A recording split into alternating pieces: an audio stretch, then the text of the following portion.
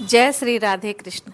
आप सभी को अपने YouTube चैनल सष्टीला एकादशी व्रत कब धारण किया जा रहा है तो जानेंगे। व्रत के शुभ मुहूर्त के बारे में, पारण कब और किस चीज़ से किया जाए, इस दिन क्या करना चाहिए, भगवान को किस वस्तु का भोग लगाना चाहिए, तो आइए जानते हैं इन सब के बारे में।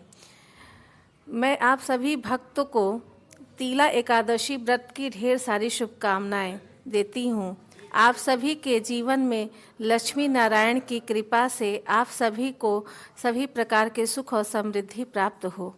प्रत्येक माह के कृष्ण पक्ष और शुक्ल पक्ष की एकादशी तिथि के दिन एकादशी व्रत धारण किया जाता है। इसे एकादशी या 11 रस व्रत के नाम से जाना जाता है। यह व्रत सभी प्रकार के पापों को नाश करने वाली है।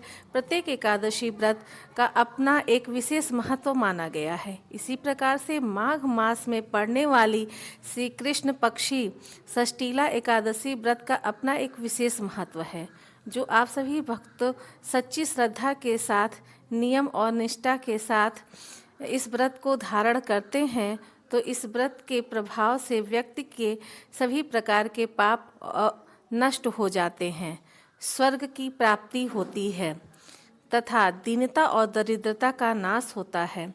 इस दिन विशेष प्रकार से भगवान विष्णु, माता लक्ष्मी और भगवान श्री कृष्ण के पूजन करने की विधान है। इस व्रत में इस दिन विशेष प्रकार से तिल के 6 तरह के प्रयोग बतलाए गए हैं। तिल के जल से स्नान करना, पिसे हुए तिल का उपटन लगाना, तिल का हवन करना, तिल मिला हुआ जल ग्रहण करना, तिल का दान करना, तिल से बने हुए मोदक या तिल सकरी आदि का भोजन ग्रहण करना, इन सब का विशेष महत्व माना गया है। माघ मास एकादशी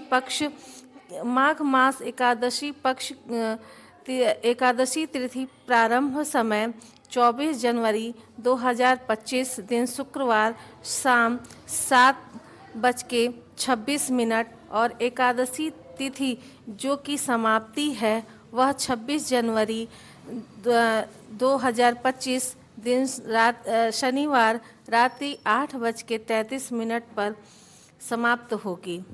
तो शुद्ध रूप से व्रत के लिए जो समय प्राप्त हो रहा है, तो सभी भक्तजन 25 जनवरी दिन शनिवार को षष्ठीला एकादशी व्रत धारण करेंगे तथा व्रत का पारण हरिवास समाप्त होने के बाद करना चाहिए।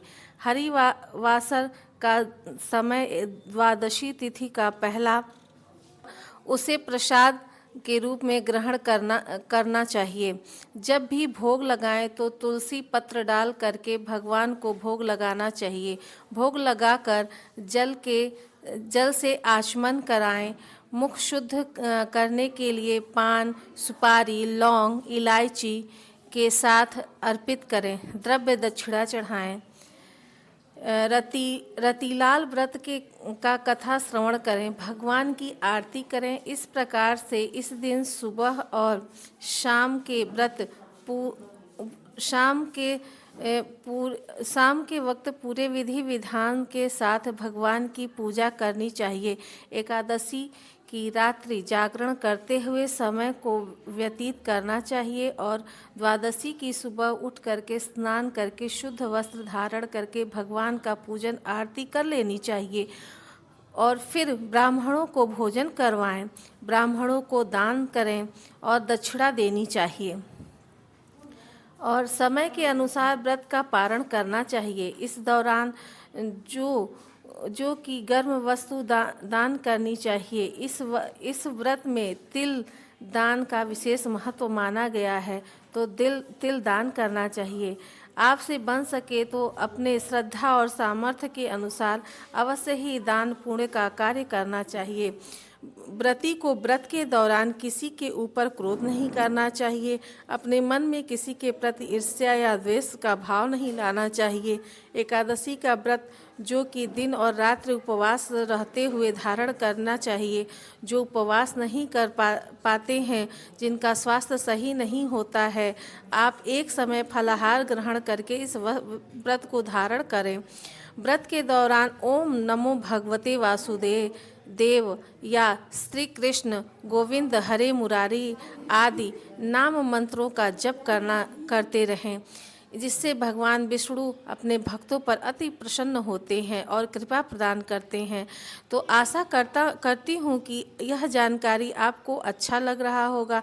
इसी प्रकार ज्ञानवर्धक जानकारियाँ प्राप्त करते रहने के लिए, व्रत पूजा के बारे में जानने के लिए एवं कथा सुनने के लिए चैनल पर अगर आप पहली बार आए हैं तो चैनल को लाल बटन दबा करके सब्सक्राइब करें, साथ ही बेल आइकन घंटी को दबाएं ताकि आने वाली वीडियो का नोटिफिकेशन आपको सही समय पर प्राप्त हो। जय श्री कृष्ण।